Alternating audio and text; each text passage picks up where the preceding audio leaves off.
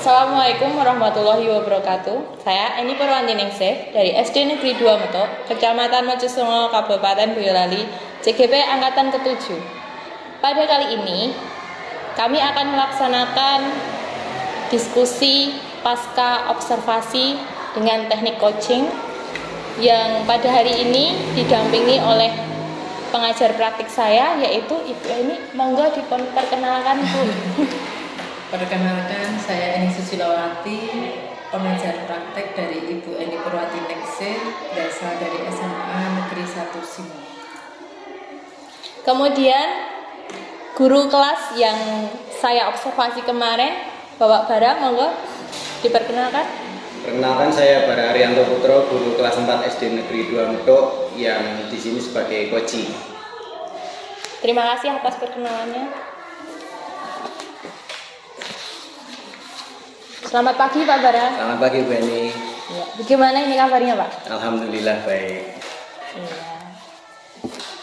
Terus ini ngomong-ngomong yang kemarin ya, setelah observasi kemarin ya Pak ya, perasaan Bapak gimana? Diobservasi sama Plong sekali. rekannya. Plong sekali, dan saya mempersiapkan pembelajaran dengan lebih baik dari hari-hari sebelumnya Bu, karena mau diobservasi. Oh iya, jadi persiapannya lebih baik lagi ya Pak ya, karena ada motivasi tersendiri.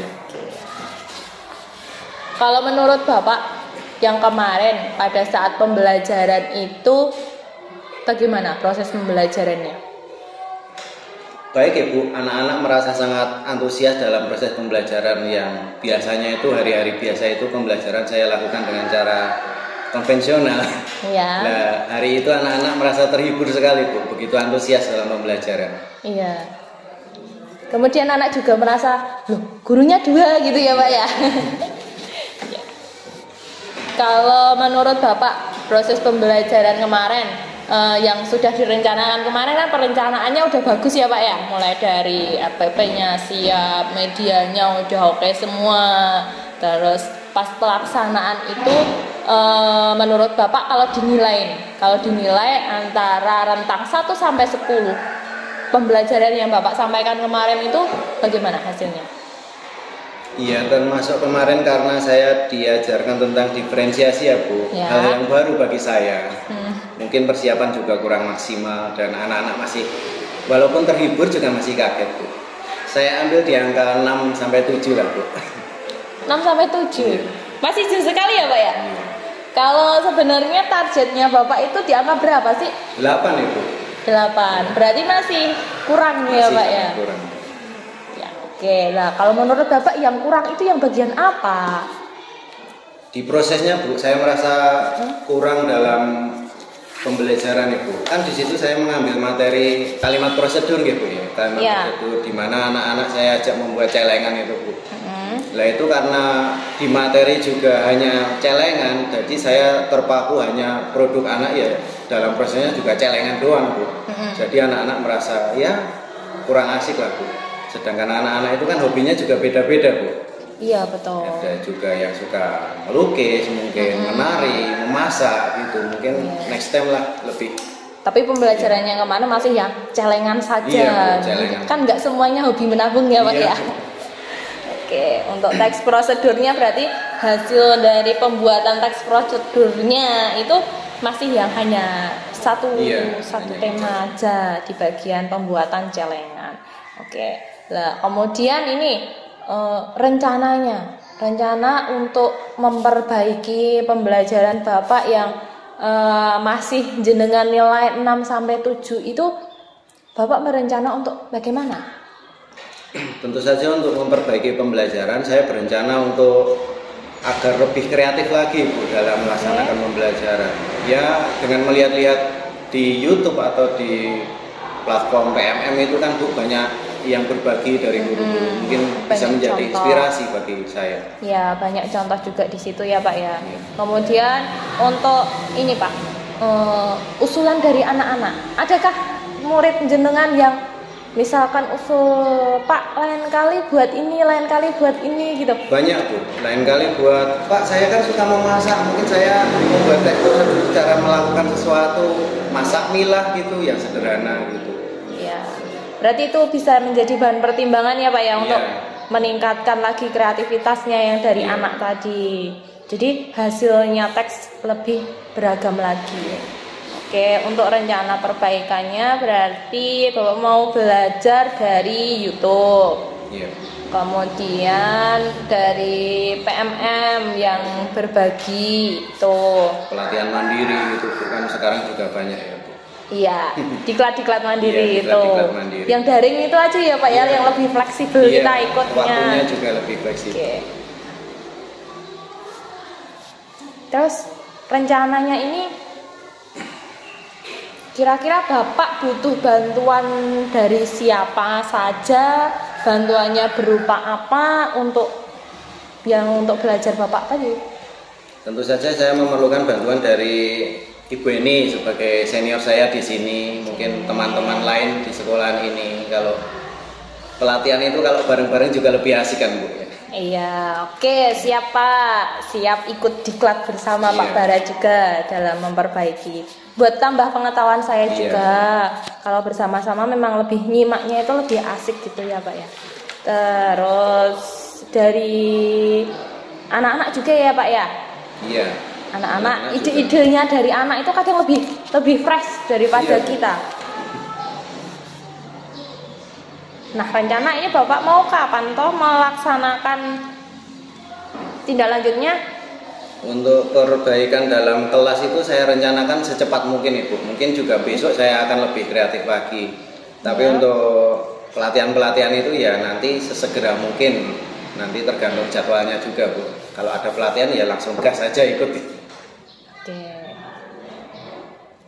Untuk yang pembelajaran itu besok. Iya, besok saja. Besok dilaksanakan.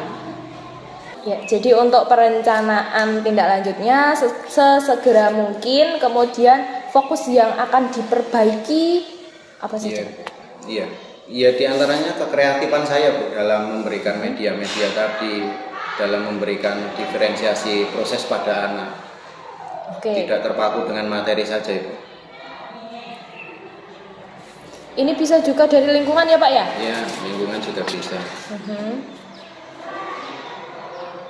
Nah, menurut Bapak lingkungan kita itu yang bagus, yang bisa kita gunakan untuk mengembangkan kreativitas kita dalam pembelajaran itu kira-kira ambil apa Pak ini? Untuk yang tema pembelajarannya Bapak ini? Contoh kecil saja ya Bu, kemarin itu kan karena teks prosedur cara melakukan sesuatu. Ya, kembali lagi saya hanya terfokus pada celengan tadi. Sebenarnya bisa saya memanfaatkan lingkungan sekolah, semisal kantin Ibu. Anak datang ke kantin, tanya kepada ibu kantin cara membuat es marimas itu bagaimana. Anak-anak terus mencatatnya, itu juga bisa Ibu. Oke. Bisa diambil lingkungan misalkan dari kantin ya Pak ya. Kantin sekolah. Dari kantin sekolah itu membuat prosedur pembuatan minuman ya. Iya, pembuatan minuman.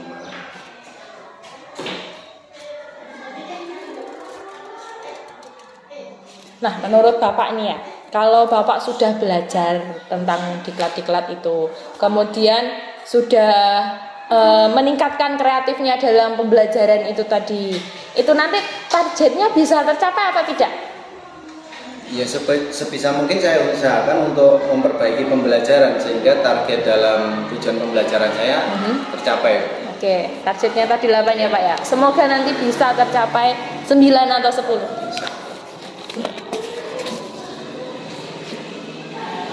Jadi gimana nih Pak?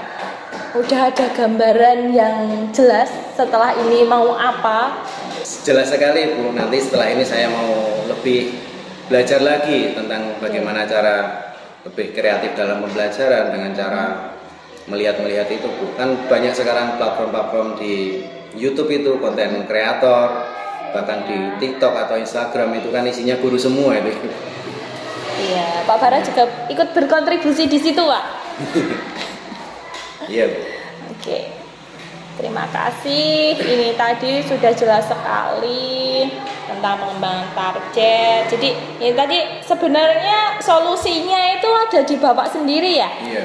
Jadi Bapak mencari tahu apa yang masih kurang dari pembelajaran itu, kemudian mengungkapkan rencana dalam perbaikannya, kemudian waktunya juga sudah dijadwalkan sesegera mungkin, dan untuk yang diklat nunggu jadwal, kemudian untuk kreativitasnya juga sudah ada perencanaannya yang diambil dari lingkungan sekitar.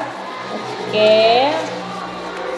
Saya kira sudah jelas ya Pak ya untuk pelaksanaan ke depannya. Jadi untuk sesi kita kali ini saya cukupkan sekian.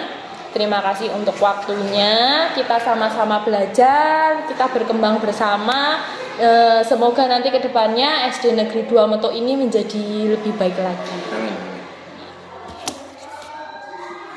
Demikian sesi coaching pasca observasi yang kami laksanakan. Terima kasih atas waktunya. Wassalamualaikum warahmatullahi wabarakatuh.